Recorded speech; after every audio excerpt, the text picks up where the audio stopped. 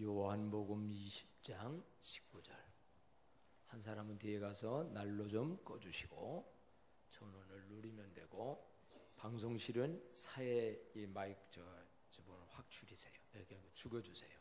이것 때문에 하울이 광광광광 생기니까. 요한복음 20장 19절 제가 읽으면 20절 읽으셔서 교독합니다. 페이지로 183쪽. 이날 곧 안식 후 첫날 저녁 때에 제자들이 유대인들을 두려워하여 모인 곳에 문들을 닫았더니 예수께서 오사 가운데 서서 이르시되 너희에게 평강이 있을지어다.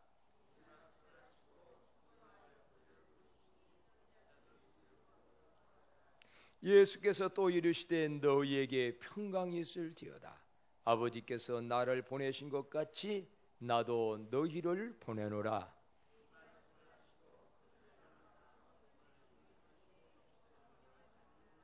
다 같이요. 너희가 누구의 죄든지 사하면 사해질 것이요 누구의 죄든지 그대로 두면 그대로 있을지라 하시니라. 아멘. 할렐루야. 평강이 있기를 축복합니다. 한번 외쳐봅시다. 너희에게 나에게 평강이 있을지어다. 누가 하신 말씀이에요? 부활 주님이 첫 번째 하신 말씀이 그 말씀입니다. 부활 주님 현현하셨어요. 현현이란 말은 자기의 몸과 마음과 모든 걸 드러내 보이셨습니다. 제자들은 어떤 상황 속에 있었나? 굉장히 두려움 속에 있었습니다. 여러 가지가 두렵고 무서웠었어요. 그래서 문을 닫고 거기 애들이 방에, 우리 어린 시절에 이런저런 무서운 것 때문에 문 꼭 끌어 잠고 안에 있었던 것 같은. 근데 사실은 문을 아무리 걸어 잠든지 안 걸어 잠든지 마음에 오는 두려움은 그 무엇로도 막을 수가 없어요. 이런 상태에 있는 제자들에게 부활 주님이 친히 먼저 찾아오셨고, 우리가 찾아가는 것이 아니라 주님이 먼저 찾아오는 줄로 믿습니다. 오늘도 내 발로 찾아온 것 같지만 주님이 먼저 이 땅에 오셨고 주님이 먼저 내 마음에 찾아오셨고, 오늘도 부활 주님은 우리 만나 주시러 오십니다. 그런데 그 오셔서 하신 명령이라고도 볼 수 있고 축복의 말이라고도 볼 수 있는 귀중한 말, 너에게 평강이 있을지어다. 조수아 리프맨이라는 분의 저서 마음의 평안이라는 책에 나오는 내용입니다. 한 젊은 주인공이 어느 노인을 찾아가요. 그래서 신령한 그 노인에게 묻습니다. 그러니까 노인이 그 젊은에게 물어요. 그대가 원하는 게 뭔가? 그냥 두면은 꺼집니다. 그대가 원하는 게 무엇인가? 그랬더니 젊은이는 얘기를 해요. 첫째는 건강이고, 둘째는 재물이며, 셋째는 미모의 여인, 넷째는 재능, 다섯째는 권력, 여섯째는 명예입니다. 욕심도 많지요? 이거 다 누구나가 다 갖고 싶어 하는 거예요. 건강, 재물, 미모, 재능, 권력, 명예, 이런 것들을 원합니다. 그러자 이 청년을 지그시 바라보고 있던 그 신령한 노인이 이렇게 얘기했답니다. 청년, 그러나 평안이 없으면 아무것도 즐길 수 없네. 그런 거 다 귀중해. 그러나 평안이 없는 인생이라고 하면, 돈 많이 있다고 한들 평안 없으면, 명예, 권력, 인기, 학벌, 건강 다 필요하지만 그 속에 평안이 없이 그런 것만 있다고 하면 참된 행복이 있겠나? 그게 참된 행복이겠는가? 맞습니다. 돈도 필요하고 인기도 필요하고 명예도 필요하고 재능도 필요하고 다 이런 것들 필요한 거지만 인생에 있어서 제일 중요한 게 뭐냐? 마음의 평안. 이 평안이 없으면 아무로 가져도 유익된 게 못 되고, 그래서 인생의 중요한 것이 평안이기에 부활 주님은 먼저 너희에게 뭐가 있을지어다? 평강이 있을지어다라는 말이었어요. 편안이 아닙니다. 오늘 우리는 편안하다라는 거, 그거는 육체로부터 오는 순간적인 내용이고요. 평안이라는 거, 편안이 아니고 평강이라고 하는 것은 영혼으로부터 오는, 마음으로부터 오는 모든 거에가 다 들어있는 것이 바로 평강이고, 우리에게 주는 편안이 아니라 평안이지요. 이 하나님은 우리에게 평안에 주시기를 원하시고, 우리는 이 평안에 대해서 관심이 많이 있습니다. 제자들은 예수께서 돌아가시다 모든 걱정과 염려와 두려움이 몰려왔어요. 두려움이 있다가 보니까 비전도 미래도 계획도 세우지 못하고 있었어요. 두려우면 뭔가의 미래의 일들도 만들어가지 못합니다. 그래서 부활 주님은 먹을 것보다, 입을 것보다, 그 세상 무엇보다도 두려움에 떨고 있는 자들에게 가장 필요한 게 평안이었기 때문에, 편안이 아니라 평안이었기 때문에 너희에게 평강이 있을지어다 라고 말씀했습니다. 평강은 헬라어로 에이레네라고 그래요. 한번 이런 게 따라해 볼까요? 에이네네.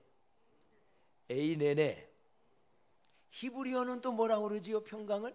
이건 잘 아시죠? 샬롬이라고 합니다. 그랬더니 누구는 또 이걸 갖다가 살롬, 죽을 놈이 아니라 살롬이라고도 하는데 샬롬입니다. 한번 따라합시다. 샬롬. 원래 발음으로 하면 샬롬. 이스라엘 사람들은 인사가 샬롬이에요. 왜? 그들은 전쟁 많은 세상 속에 살았어요. 불안한 일들이 많은 세상 속에 살아온 민족이에요. 이스라엘 민족하고 한국 민족이 세계에서 유별난 것은요, 굉장히 파란만장한 인생 속에 살아가는 것이 이스라엘과 우리나라의 비슷한 점이 많아요. 지금도 유일하게 남북 통일이 안 돼가지고 싸우고 있는 게, 긴장 속에 있는 게 우리나라예요. 이스라엘도 보면 주변에 팔레스타인하고 밤낮 전쟁 속에 살아가는 게 그들이요. 그러니까 이 평안이라는 가치가 얼마나 중요한 건지. 근데 이 평안은 전쟁이 없고 세상 문제가 없고 아무것도 없는 가운데 평안이 아니라, 문제가 있고 세상에 전쟁이 있고 모든 거 있는 가운데서도 누릴 수 있는 평안, 이거는 바로 하나님께로부터 오는 것이고 예수님이 주는 참된 평안인 줄로 믿습니다. 세상의 편안은 환경과 여건들이 모든 것이 좋기 때문에 오는 거라면, 오늘 주님이 말씀하시는 너희에게 평강이 있을지어다, 평안이 있을지어다는 이 말의 뜻은 환경과 여건 어떤 상황 속에서도 와질 수 있는 평안, 이게 바로 주님이 주시는 평안이지요. 사람들은 평안을 원하지만 하나님은 평안을 주시는 분입니다. 환경이 좋고 돈이 많다고 평안한 것은 아니고, 물질적인 공급으로 육체가 누리는 차원이 편안이라면 정신적이고 영적인 공급으로 마음과 영혼이 누리는 것이 바로 평안입니다. 그러기에 참 평안은 하나님께로부터 오는 것이고, 하나님은 이 평안을 부활 주님을 통하여 우리에게 주셨고 주시는 분인데, 오늘도 그 평안 잘 받아서 누려나가는 모두가 되기를 축복합니다. 그럼 어떻게 하면 부활 주님이 주시는 평강을 우리가 다 누리며 살 수 있을까? 오늘 주님은 너희에게 평강이 있을지어다 말씀하는데, 이거를 우리가 누리는 길이 뭘까? 라고 한다면 세 가지 말씀드리려고 해요. 첫째는 십자가의 흔적을 믿음으로 바라보며 살아야 돼. 한번 따라갑시다. 십자가의 흔적을 믿음으로 바라보자. 그렇습니다. 제자들이 지금 두려움 속에 있는데 부활 주님이 찾아오셔서 너희에게 평강이 있을지어다 라고 말씀하신 이후에 보여준 게 있어요. 뭐를 보여줬느냐? 뭘 보여주셨지요? 예수님의 양손에 십자가의 못자국과 옆구리에 창자국을 보여줬어요. 이 행동의 의미가 뭘까요? 부활 주님이 평강이 있을지어다 라고 말씀하신 이후에 여기에 양손의 못자국과 옆구리의 창자국을 20절에 보여주셨는데, 자, 한번 거기를 잘 읽어보십시다. 시작. 이 말씀을 하시고 손과 옆구리를 보이시니 제자들이 주를 보고 기뻐? 두려움이 뭘로 바뀌었습니까? 기쁨으로 바뀌었어요. 오늘 여기 이게 은혜라는 거예요. 오늘 여러분 이 자리에 올 때 이런저런 두려움 염려 때문에 왔다고 하면 부활 주님이 보여주시는 것을 바로 보고 믿음으로 기쁨으로 평안으로 바꿔지는 은혜가 있어지기를 축복합니다. 그러면 오늘 주님이 왜 이걸 보여준 겁니까? 이건 다른 거 아닙니다. 나는 유령이 아니고 너의 허물과 죄를 죽었다가 살아난 죽음을 이기고 로마 유대인들의 그 모든 협작과 모함과 모든 것 때문에 죽었지만 그거를 이기고 죄도 이기고 세상도 이기고 죽음도 이기고 모든 거로 이긴다라는 것을 보라는 거예요. 오늘 우리가 어느 때에 평안을 누릴 수 있냐면 세상 죽음의 문제를 해결하고 세상 죄의 문제를 해결하고 모든 것로부터 십자가에 죽으셨다가 부활하셨다는 그 주님을 믿을 때, 그분을 내 마음으로 믿고 의지할 때, 지금 막 산과 같은 문제가 있고 세상 문제가 많이 있어도 그분이 함께하면 감당할 수 있다라는 믿음이 생길 때 우리는 평안해질 수 있는 마음을 얻는다, 이 말씀. 믿음으로 평안이 와집니다.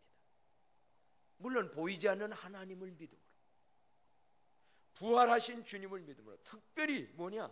부활하신 주님의 십자가의 흔적. 그게 뭐겠어요?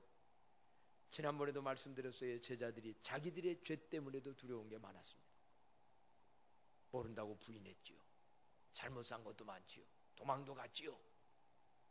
과거에 자기들의 이 허물 죄를 생각하니 얼마나 두려워요. 근데 주님이 이거 보여준 건 뭡니까? 바로 내가 너희들의 그 죄를 대신 지시고 내가 죽었던 거 아니냐. 내가 바로 너희들의 그 약함의 문제를 해결한 거 아니냐.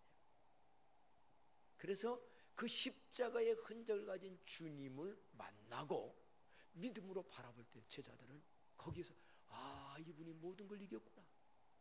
이분이 모든 걸 승리했구나. 이분이 바로 우리에게 찾아오셨구나. 이 믿음이 생길 때 마음에 평안을 얻으면서 기쁨으로 바꿔졌다. 그래서 아까 우리는 불렀어요. 거친 세상에서 실패하거든 그 손 못자국 만져라. 두려움 속에 있는 자 그 손 못자국 만져라. 심지어 어느 때는 내가 문을 잘못한 것 때문에 이 죄책감에 두려워요. 이 두려운 문제를 그냥 두면요, 자기 자신을 자책하다 보면요, 마귀가 눌리다 보면 가룟 유다와 같이 자살의 길로도 가요. 근데 주님은 그때마다 우리에게 보여줘요. 이 양손의 십자가에 못 박힌 손을 봐라. 이 창자국을 봐라. 그가 찔림은 우리의 허물을 인하며 그가 상함은 바로 너의 죄악을 인함이고, 그래서 내가 너 대신 죽고 살아난 부활의 내 승리를 너에게 보여준다. 그러니 그 부활 주님, 너를 위해서 십자가 지신 예수를 믿고 바라보고, 그래서 이렇게 믿음으로 바라볼 때 우리에게 평강이 와질 것이고, 여러분 살다가 순간순간 이런 것 때문에 힘들고 어려울 때마다 그 믿음의 주요 온전케 하시는 예수님을 바라보는 믿음이 온전해지기를 바랍니다. 그래서 이번 4월달 카렌다에 보니까 뭐였어요? 히브리서 12장 2절 믿음의 주요 온전케 하시는 예수님을 바라보자. 많이 바라보십시오. 그럼 평강이 옵니다. 지금 막 문제 어려운 거 문제만 바라보지 마세요. 지난번에 말씀했지요? 문제만 바라보면 문제가 커집니다. 근데 예수님은, 부활 주님은 그 문제와 싸워서 이긴 분이고 문제의 해결자시고 문제를 승리한 분이니까 뭐냐? 평안해지려면 그 부활의 주를 바라보라. 그렇습니다. 평강을 너희에게 있을지어다. 이 주님이 주시는 평강을 누리려면 십자가 흔적의 주님을 바라볼 때 우리는 누리게 되어집니다.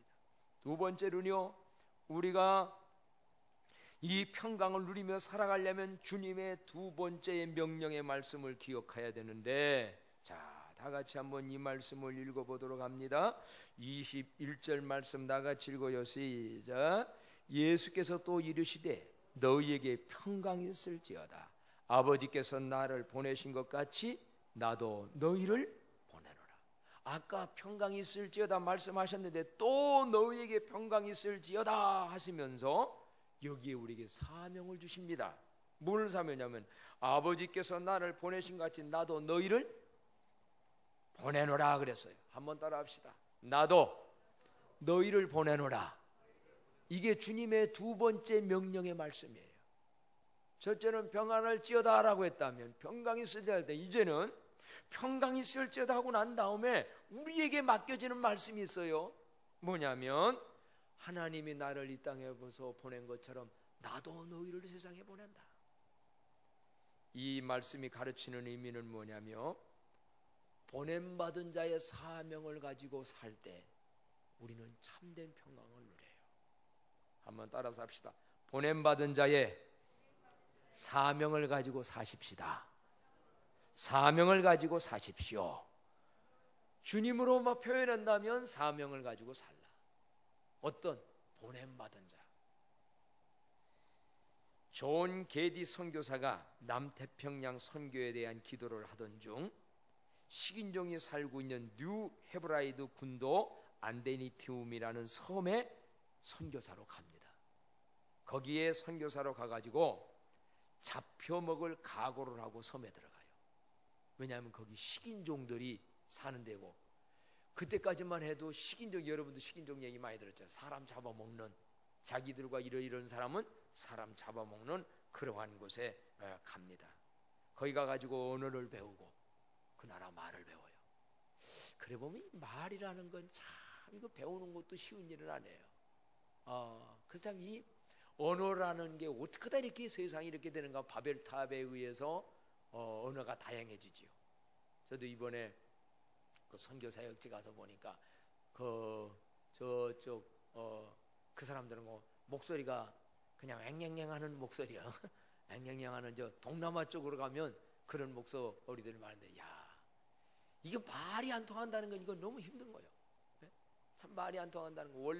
원래는 언어가 하나였거든요. 근데 인간들이 바벨탑 쌓으면서 서로 하나님께 이르되어지니까 언어를 혼접하게 만들어서 정말 중국말, 한국말, 일본말 모두 말이 지금 세계에 그냥 얼마나 많이 이렇게 닳아지게 있었는데, 이 사람이 그 어려운 지역에 가서, 저는 선교사들의 고통을 정말 느낍니다. 이번에도 가서 보면 못 사는 나라는 못 사는 나라대로 가서 선교한다는 게 힘들고, 또 좀 잘 사는 거로도 살만한 나라에 가서 선교하기는 쉬운 줄 알았더니 더 힘들어요. 어느 면에서 더 힘드냐 라고 한다면, 배고프고 힘들고 어려운 사람들은 복음을 잘 받아들여요. 그런데 그 태국에 제가 위에 갔던 데가 선교지가 치앙마이. 물론 한국에서는 골프 치러를 많이 뭐 거기 간다고 소문되었지만은 저는 골프장 구경도 못했고 선교지와 그 다른 것들만 보고 왔습니다만은 거기 보게 되면 그 선교사가 이제 그 얘기를 하는 거예요. 정말 어려운 데 가서 일하면 사람들이 한국 사람이 볼 때도 뭐 한다고? 고생 많이 한다고 알아도 주는데, 그런 나라 가서 보면 아이고 뭐 그래도 살만하고 잘 사는 나라니까 문제는 성교가 안 되는 거예요. 5년을 있어도 10년을 있어도 세례교인 몇 명 만들기가 너무 어려운 거예요. 그러면 목회자는 전도해서 구원받은 사람이 많아지고야 이게 힘이 나는데, 이거 안 되니까 그렇다고 그만둘 수도 없고 너무 괴롭고, 심지어는 선교부터 그런 데는 잘 안 온대. 어려운 데가, 저도 이번 느끼고 박현진 선교사님 있는 데 가면요 정말 막 동정심이 팍팍 나요. 이건 산족에 뭐 이건 주간그룹도 못 먹는 사람들이니까 가면 막 눈물이 흘리고 그러는데, 이 뭐 태국 이런 데는 그냥 뭐 겉으로 볼 때 다 못 살니까 뭐 이거 뭐, 그러니까 그런 데 사람이 더 어렵다. 선교비가 안 온대. 그래가지고 어렵다고 이 하소연을 하는데, 그러나 뭐 우리 마음이야 이번에 내 시차례 때문에 갔고, 우리 교회는 필리핀 저기 지금 민다나오 박현주 선교사님 하는 정말 어려운데 더 관심 있게 가기도 하는데, 어쨌든요 그건 오늘 제가 선교 보고 할 수 있을 때 얘기하고, 이분이 그 식인종 마을에 거기에 들어갑니다. 들어가가지고 언어를 배워서 성경을 번역하고, 그래서 온갖 사랑을 쏟아가지고 정말 성공적인 그분이 선교 사역을 감동해요. 근데 감동을 받은 식인종들이 나중에는 기독교로 개종을 했고, 그 후에 그가 설립한 교회 중 한 곳에 있는 비문에 이렇게 쓰여져 있는 글이 있었습니다. 그가 1848년 첫 발을 내딛었을 때 이 섬에는 단 한 사람의 기독교인도 없었다. 그러나 그가 1872년 이 섬을 떠날 때에는 단 한 사람의 불신자도 없게 되었다. 그 식인종들을 전부가 다 복음화된 거예요. 식인종들로 살아갈 때에 무슨 평화가 있었겠나? 왜? 잡아먹었으니 평안없고, 또 다르게는 내가 언제 잡혀먹을 줄 모르니까 평안이 없고. 근데 거기에 보냄받은 이 선교사님이 가서 복음을 전하니까, 복음을 받아들여서 이들이 식인종 생활을 끝나고 예수를 믿으니 잡아먹지 않아서 평안하고, 잡아먹힐 염려 없어서 평안하고. 그래서 결국 중요한 것은 뭐냐? 참된 평안은 복음이 들어가는 곳에 복음이 전파될 때에 참된 평안이 오는 줄로 믿습니다. 참된 평안은 복음에서 와요. 그래서 예수님은 참된 평안을 주는 게 난데 나도 너희를 보낸다. 이 복음의 소식을, 이 부활의 소식을 누군가에게 전해서 미신과 죄와 세상 이런저런 거에 매여가지고 평안이 없는 자들에게 평안을 주고, 더 중요한 건 또 뭐냐? 너 자신도 이 사명을 가지고 복음을 전할 때 참된 평안함이 오지. 예수 믿고 구원받은 자가 복음과 상관없이 살게 되어진다고 하면 그 사람은 점점 평강을 빼앗긴다는 거예요. 이게 무슨 얘기입니까? 예수 믿는 사람도 마찬가지입니다. 성령의 방향성은, 우리 안에 들어오신 성령의 방향성은 언제나 하나님을 향한 예배와 이웃을 향한 봉사와 전도에 관심을 가진 게 성령님의 관심이에요. 그래서 오늘 우리가 예배를 하나님 앞에 잘 드리면 평강이 더워집니다. 예배를 드리지 않으면 성령이 점점 소멸되면서 평안을 잃어버려요. 진짜 구원받고 예수 믿는 사람이 몇 번 예배 빠져보십시오. 마음에 평안 없습니다. 평안을 잃어버려요. 근데 예배를 드리면서 우리는 평안을 오게 되어져요. 또 반대로요, 이 평안의 마음을 가지고 누군가에게 전도하고 선교하고 봉사하고 보냄받은 자로 살아가게 되면 마음에 더 평안이 맞아요. 그러나 이런 사명을 잃고 살아가게 되어지게 되면 평안도 약화되어져요. 바라기는 부활 주님이 우리에게 사명의 명령을 줬어요. 나도 너희를 보낸다. 평안의 사도로 살아가는 우리 모두 되어 주십시다. 그래서 내가 예수님의 평안을 받아가지고 이 평안한 마음으로 가정에 가면 가정 식구들한테 평안 줘요. 주일날 교회 와서 예배 잘 드리고 평안의 은혜를 받고 직장과 사회 속에 가면 그 사람 때문에 평안해져요. 그런데 내가 교회 와서도 평안의 은혜를 못 받고 우락부락 이런 마음 가지고 가면서부터 짜증 부리고 싸움 부려요. 여러분, 주님이 나도 너희를 보내노라. 뭘로? 평안의 사도로 보내는데, 이 보낸다는 뜻이 이게 사도라는 말의 뜻이거든요. 사도라는 말의 뜻이 뭐냐면 보냄받은 자. 그래서 먼저 보낸다. 미국에서 옛날에 달나라 보내는 그 우주선을 뭐라고 그러죠? 아폴로 10호요 9호요. 그때 몇 호가 달나라에 내려앉은 게 그 아폴로란 말이지요.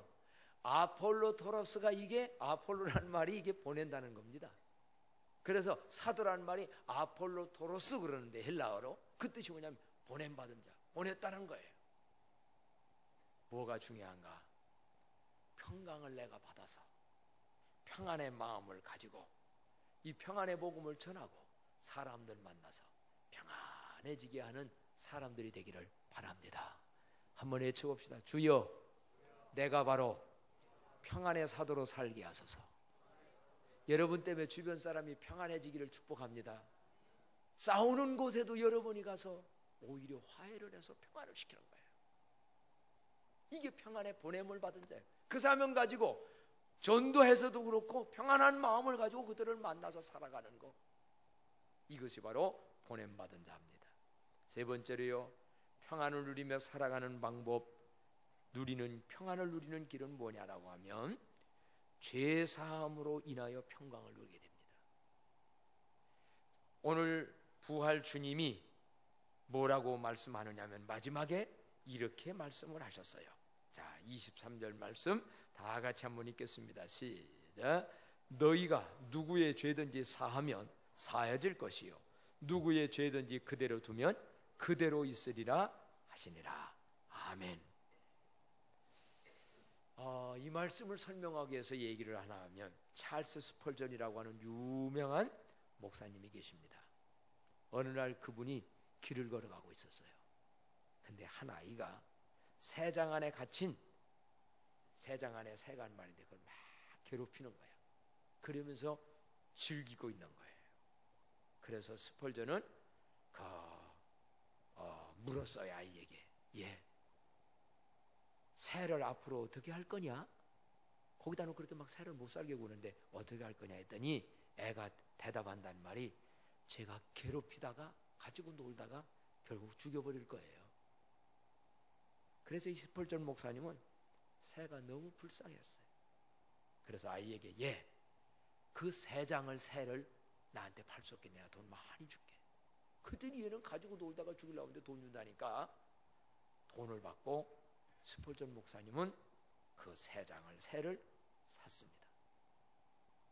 그러더니 그 새장의 문을 열고 새를 공중에 날려버렸어요. 그리고서 그 다음 주일날 맞이한 게 부활주일이에요. 부활주일날 이 스펄전 목사님은 빈 새장을 들고 강단에 섰습니다. 비어있는 새장을. 그리고 이렇게 설교했어요. 여러분, 우리의 원수 악한 마귀는 우리를 괴롭히다가 결국은 죽이려고 했습니다. 그러나 하나님은 우리를 불쌍히 여기셨습니다. 그래서 독생자 예수 그리스도라는 엄청난 대가를 지불하고, 스펄전 목사님은 돈 몇 푼 주고 새를 자유케 했지만 예수 그리스도라는 엄청난 대가를 지불하고 우리를 자유롭게 하셨습니다. 그게 바로 예수님의 십자가고 부활입니다. 그분이 우리를 자유케. 그렇습니다. 평강을 잃어버리는 이유가 뭔가? 죄 때문에 평강 없어요. 평강을 깨는 것이 뭔가? 죄입니다. 그 죄 뒤에 누가 있는가? 사단 마귀가 온 것은 우리를 괴롭히고 죄짓게 하고 못살게 하고 그러다가 죄의식을 느끼고 뭐 때문에 계속 이러다가 마지막은 지옥으로 보내는 거예요.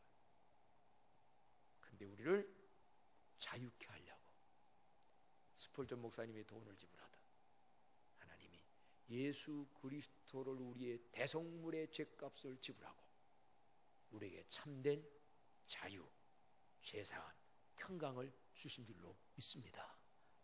그래서 그 부활 주님이 내가 이렇게 했으니 너희는 평안하라는 거예요. 그러면서 중요한 게 뭐냐면 평안하라는 말은 내가 너희들의 죄를 다 용서했다는 말과 똑같은 거예요.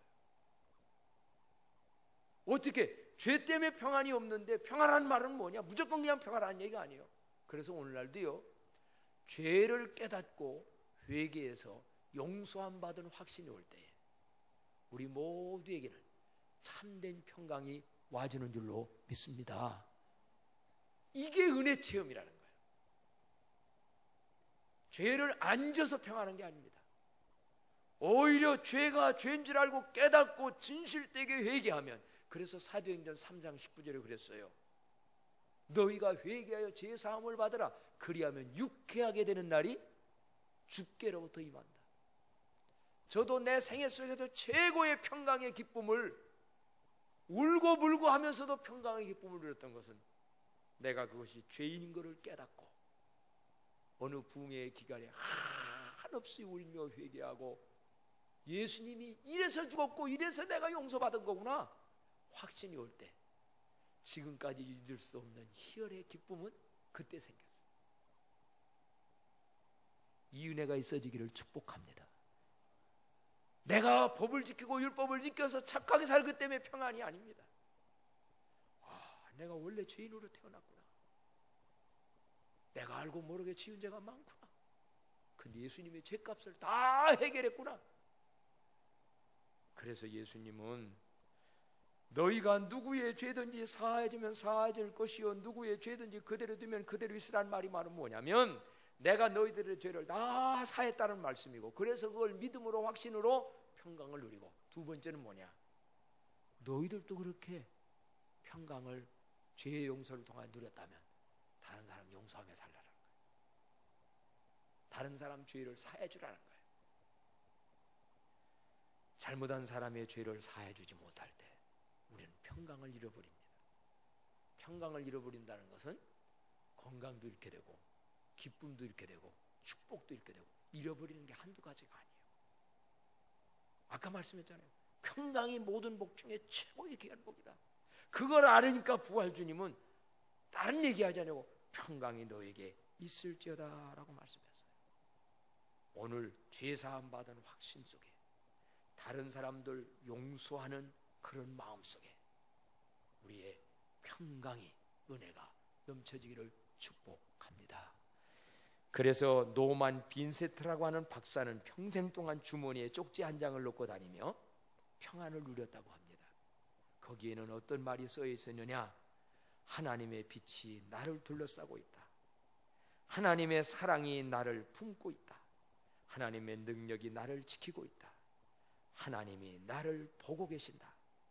내가 어디 가든 하나님께서 거기 나와 함께 하신다. 요거를 적어놓고 이 믿음을 가지고 살으니까 이런저런 세상 문제가 와도 평안해졌다는 거예요. 부활 주님이 명령하셨습니다. 너에게 평강이 있을지어다. 나도 너희들을 보낸다. 이제는 누구의 죄든지 사해주며 용서받은 대로 살아라. 평강의 은혜가 가득 차서 여러분 때문에 세상이 좀 더 평안해지는 은혜가 넘쳐지기를 축복합니다. 찬송합니다. 찬송가 505장이요.